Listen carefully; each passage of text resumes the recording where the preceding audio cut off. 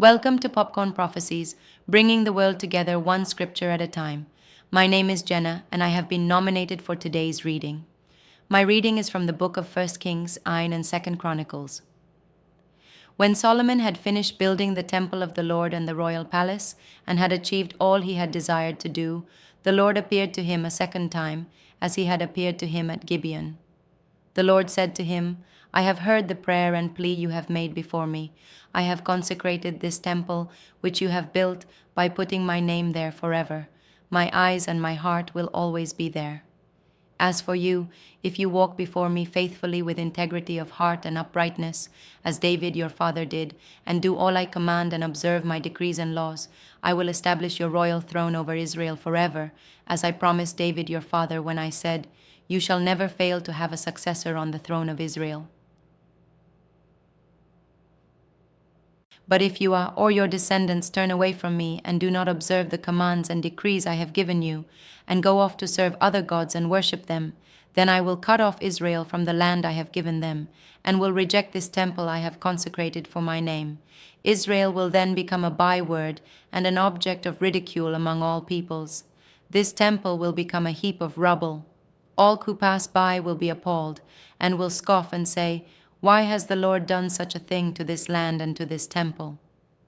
People will answer, Because they have forsaken the Lord their God, who brought their ancestors out of Egypt, and have embraced other gods, worshipping and serving them.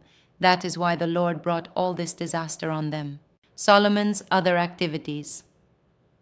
At the end of 20 years, during which Solomon built these two buildings, the temple of the Lord and the royal palace, King Solomon gave 20 towns in Galilee to Hiram, king of Tyre, because Hiram had supplied him with all the cedar and juniper and gold he wanted.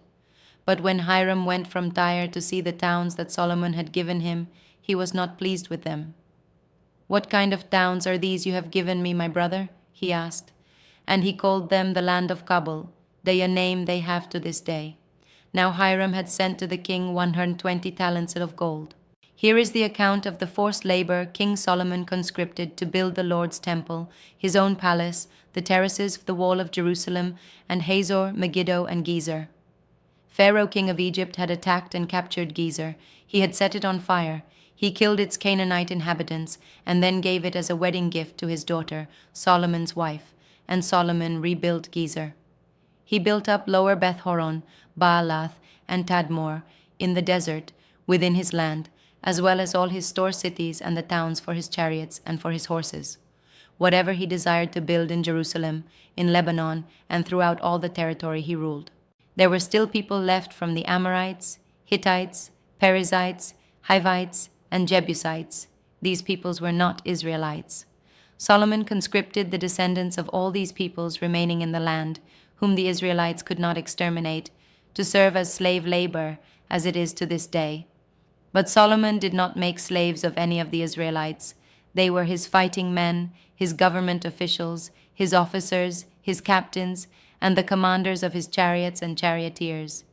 They were also the chief officials in charge of Solomon's projects, 550 officials supervising those who did the work.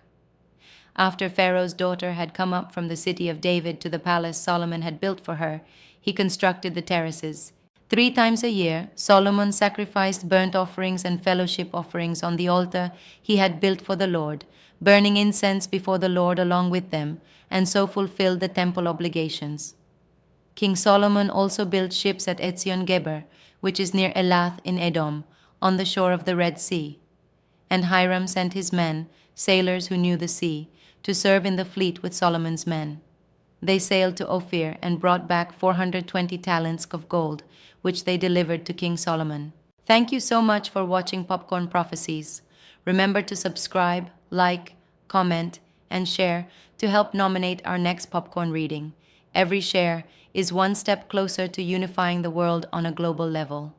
I nominate Conrad for the next popcorn reading, and remember, Jesus loves you.